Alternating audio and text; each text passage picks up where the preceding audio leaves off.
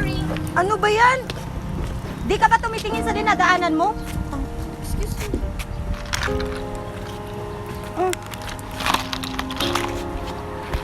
Sobrang gigil. Laila? Anong nangyari? Di mo ba nakita? Halika rito.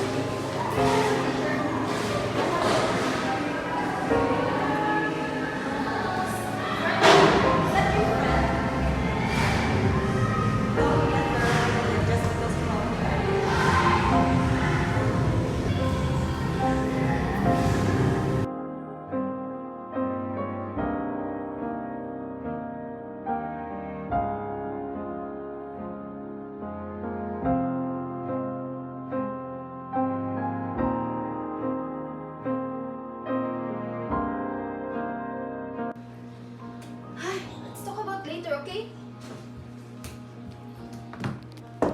Laila! Laila, are you there? Laila! What's wrong with you? Let's talk about something! Ano na naman? I'm trying to rest. You're so noisy. Ano bang nangyayari sa iyo, Laila? Your professor called me and said, Ha? I said what? Nagkakating classes ako? Are you trying to act like you care? what are you talking about, Laila? Hindi kita pinalaking ganyan. Ang bastos mo na. Hindi nga! Pero pinalaki niyo akong walang pagmamahal. Kung nandito lang kayo, hindi ako magkakaganito. Binigay namin lahat sa iyo.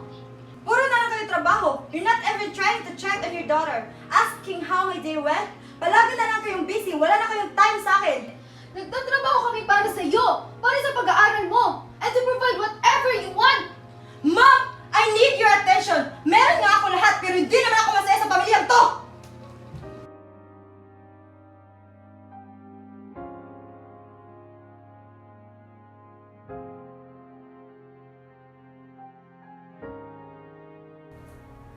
O, andyan ka na pala anak. Kumusta ang araw mo? Ba't ganyan ang mukha mo? Ano ba ang nangyari? Ma, exam na kasi. Hindi doon namin magbayad ang tuition para makatake ako ng exam. Ako rin po ma, may babayaran din po kami. Ako rin po ma, may extra pa ba tayo na yun?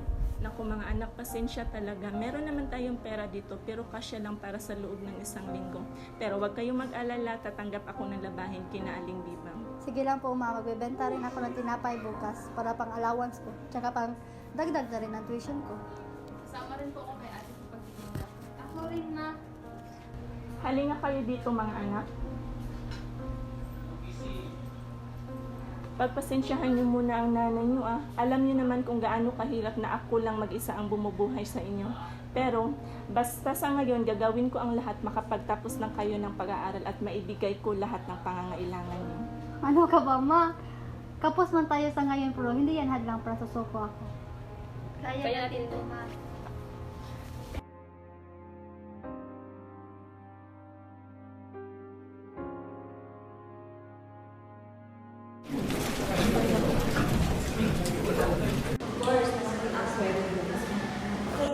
Oh, hey, Laila. I can have her on morning. Oh. I had a fight with my mom before I came to school. Laila, you're overreacting again. It's not a big deal. Yeah, chill. Everyone argues with their parents. So you're saying you're not.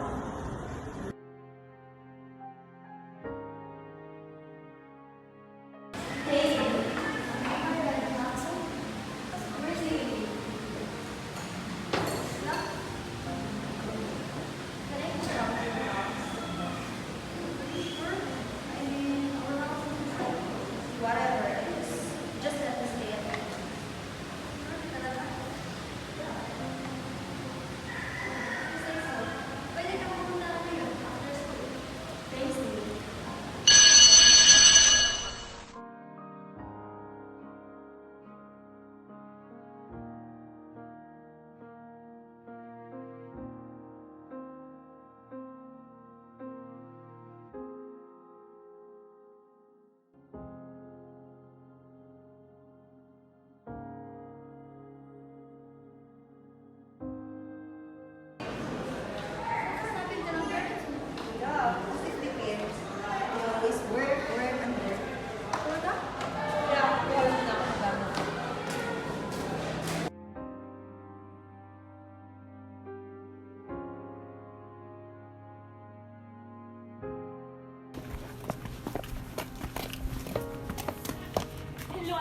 kumusta sa school? Hi, ma. Oh, sino to? Si Laila po, ma. Friend ko po. Okay lang po ba na dito muna siya mag-stay sa atin? Ah, oo naman. Halika, Layla. Thank you po. Sinong kasama mo? Si Laila, friend ko. Kaibigan niyo po? Hi. Hi, welcome po sa Welcome bahay. po sa bahay namin. Where am I supposed to put my things? This place is so cramped. Make yourself at home. Sure. Thanks, baby.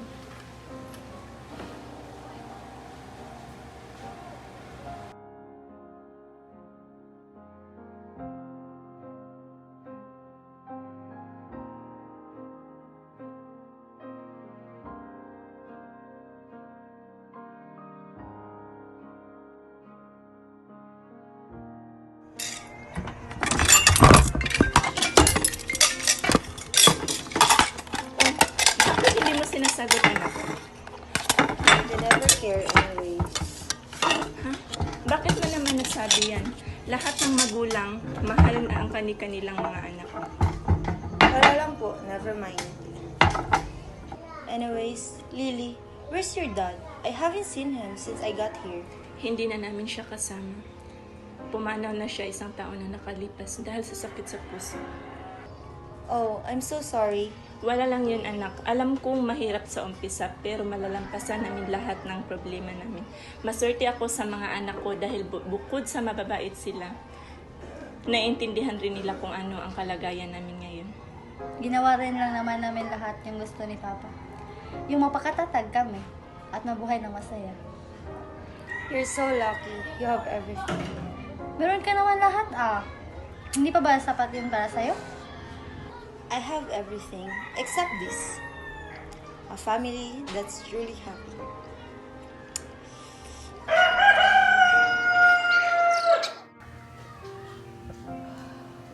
Gising ka na pala? Kape, baka gusto mo. No thanks. Do you have any milk? Meron, may beer brand nila. Gusto mo?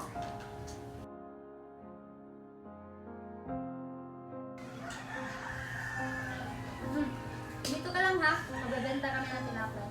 Ha? Iiwan mo ako? I want to come with you. Halika.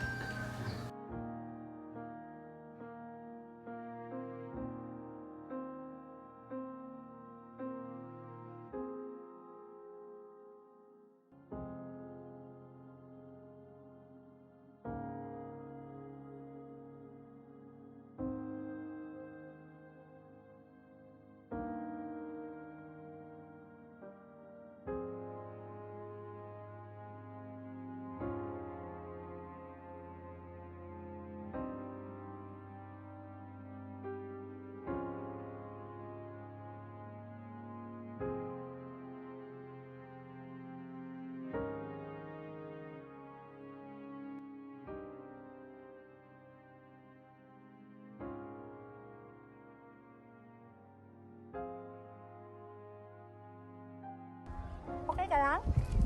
Yeah. Lily, can I ask you something?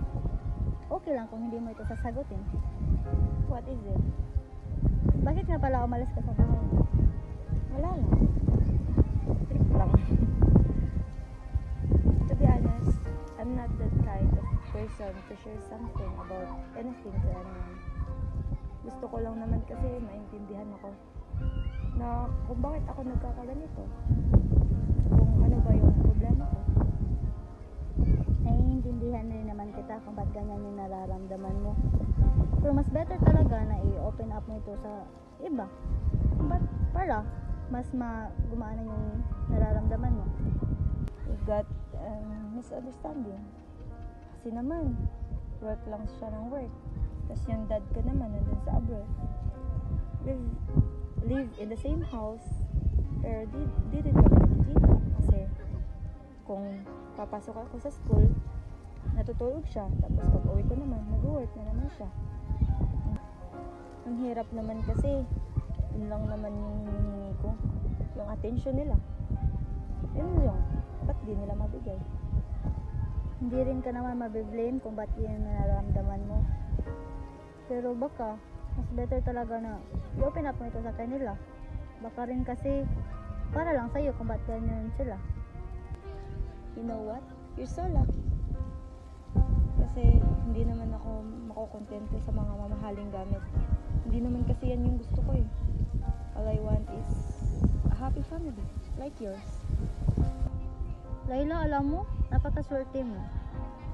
May mga parents kang kayang ibigay lahat ng gusto mo. Nagtatrabaho sila para sa'yo. Try mo kaya magipag-usap sa kanila. No, I don't want to. Hindi rin naman nila ako pakikinggan. Na-try mo na ba? Try mo. Baka ngayon makikinig na sila. Maybe you're right.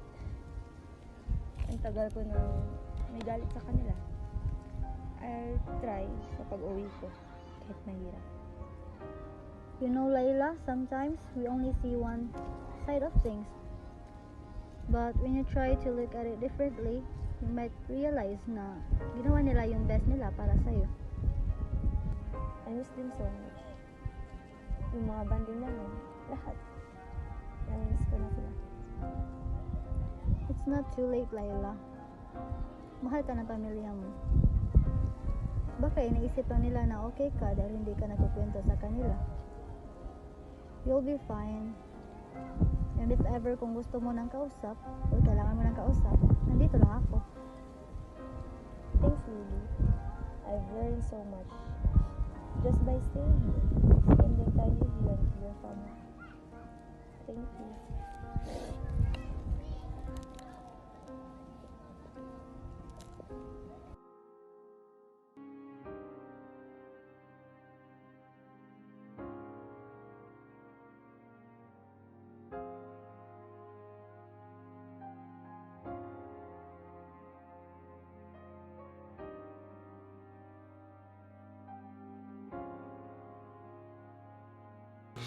Sino ba, Laila?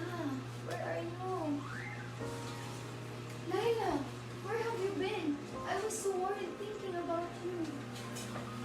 I'm sorry, Mom. I needed time to think. You could have told me. I've been calling you for all day. I know. I've been so unfair to you. I've been blaming you for the things I didn't ever try to understand. I feel so alone. I'm sorry, Anak. I didn't realize you felt that way. I thought I was doing enough to provide what you really need for. But now I see I'm neglecting what you really need. I just want us to spend more time together, Mom. We can do it. I promise.